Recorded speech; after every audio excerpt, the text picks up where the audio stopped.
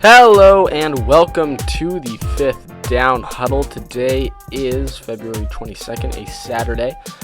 So news in the middle of this week. I know I'm a few days late on it, but I wasn't able to record last night or the night before due to work. But just some news I wanted to cover was the new CBA proposal for a 7-team playoff per conference. Now, before I get into that, please like and subscribe to the video, or subscribe to me. Please like the video. If you like the content, if you don't enjoy the content, then go ahead and move right on, or watch another one of my videos.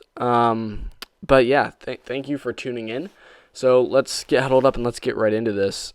In order to try and figure out whether or not the new 7-team playoff deal, and another part of that deal, which I included in this, was the 17 regular season games in 2021, which means that if this goes through, if the rules are changed in 2021, there will be 17 regular season games instead of 16, and there will be 3 preseason games instead of 4.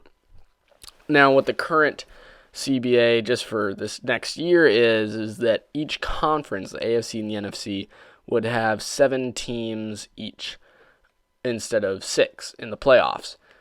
This year, the Steelers would have made it to the playoffs, and I believe the Cowboys would have made it to the playoffs. So it allows for some interesting stuff, and I'm going to go over that here with this list of pros and cons that I made to try to better understand whether it was good or not.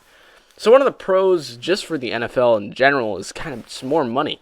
That's probably one of the bigger reasons why the NFL is doing it from a corporate standpoint, is regular season games, 17 instead of 16, that's 16 more games worth of rating revenue and 16 more games worth of ticket sales for that last week. As we all know, that the preseason, not a lot of people go to the preseason games.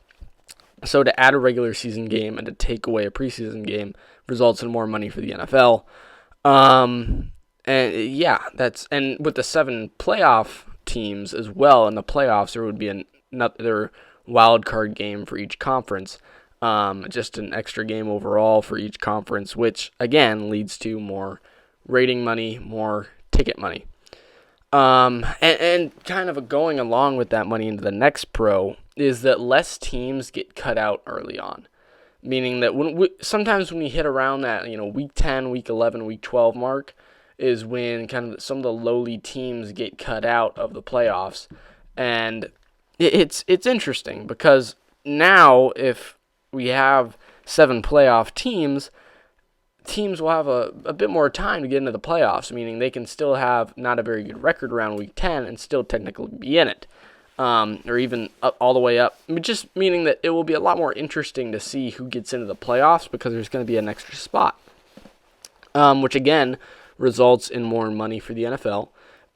Because I don't know about you guys, but if the Patriots had nothing on the line and weren't going to the playoffs, I'm a Patriots fan. Would you really be that invested in making sure you'll watch week 17 or week 16 if they're out of the game? I mean, I can't say I've experienced it very much at all lately, but for you NFL fans whose teams kind of get cut out of the playoffs around week 10, week 12, like the Cardinals or the Bengals, you aren't too invested in watching the games after that. But yeah, just now that there's more mathematical possibilities for teams to make the playoffs, it results in more money for the NFL. And along with that, more teams like the 07 Giants that beat the undefeated Patriots with a 9-7 record. Just more of those teams like the Steelers this year. I don't think the Steelers this year would have made it with Duck Hodges at quarterback or Mason Rudolph, but it just allows for the chance that, if a team makes a quarterback switch mid-season, that quarterback can still make it into the playoffs even if they haven't won a game yet. And I don't know, that's just very interesting to me because it allows for teams to kind of still have that chance late in the season to make the playoffs. It's really just the big takeaway is that those teams have the bigger chance to make it to the playoffs late in the season, especially the teams that are used to kind of getting cut out around late season. But a big thing that I was really interested in that I thought about today was that there's more rookie chances to win it all. meaning that if Joe Burrow goes with the Bengals, he doesn't need to have a really stellar season to get into the playoffs. If he can just scratch his way into the playoffs, because he's going to be learning a new offense, he's going to be trying to build chemistry with these receivers, he's bound to lose quite a few games. But if he can sneak into the playoffs, maybe by then he feels good about the roster, he feels good about the playbook, and he can start to really light the things up. And I don't know, that's really interesting to me. It's kind of thinking about, last year, if Baker Mayfield and the Browns made it to the playoffs, could they have possibly made a run for it? And who knows? If you're barely making it to the playoffs, you might not get there, but you got to remember 9-7 Giants just took out the Patriots, 16-0 Patriots, 18-0 at that point, in the Super Bowl. So it's not impossible, and that's kind of the cool thing about it, is that these rookies will have a better chance, not even maybe to win the Super Bowl, but just to get into the playoffs and get some playoff experience in their first year. But yeah, and then for the players, it's also more money for the players, because that's an extra game check and an extra game to get your incentive money. And I'm guessing that contracts will be switched around a bit with 17 games to allow more money. And with 17 regular season games, expect there to be some records broken in terms of maybe not passing touchdowns soon, but passing yards, rushing touchdowns, receiving touchdowns. Still a stretch, but it makes it a little easier to get those records. So I'm supposing that those incentive-based deals will be adjusted to match 17 games rather than 16 in 2021. But still, it allows for more per-game incentives. It allows for more per-game checks for players. And in 2021, overall, there's going to be less injuries in the preseason. You got to love that.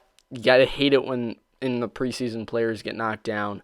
So yeah, a less preseason game, it's kind of a trade-off. The team has less time to figure out who they want to start, but they have more time, or they have less chance of starters getting injured, which probably means we will not see as many starters in the preseason, as there's only 3 games to showcase the rookies or the new signings.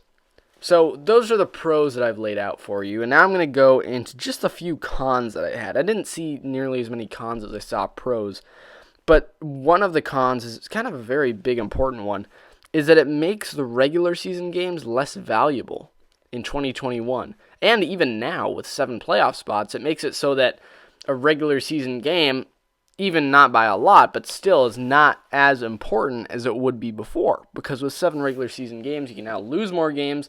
With 7 playoff spots even, you can now lose more games. It just makes regular season games less valuable overall, which is not a good thing. I think people will still watch. I think it'll take a while if any ratings are adjusted by that. But it does make regular season games less valuable if you don't need to win as many to get into the playoffs. But here, looking at the next con, is the idea that there's lots of one-and-dones in the playoffs, and that's a trade-off between good and bad, of course, but it's not too exciting to see a team like this year's Steelers get just completely demolished in the playoffs. But yeah, overall, I'd say there are more pros than there are cons. And in that, I have to say for myself, I like the new idea. I like the idea of more interesting storylines, of more gameplay with the players, and from a player perspective, it might be seen as bad in ways, but from a fan perspective and from my perspective, I see it as a good thing for the fans and for the love of football. Don't mean to sound like an XFL guy. I like the XFL. But yeah, that's my take. I think that this is good. I think that it will make the league more interesting overall, even though there are trade-offs. But anyways, thank you guys for watching. I will be back later tonight and tomorrow.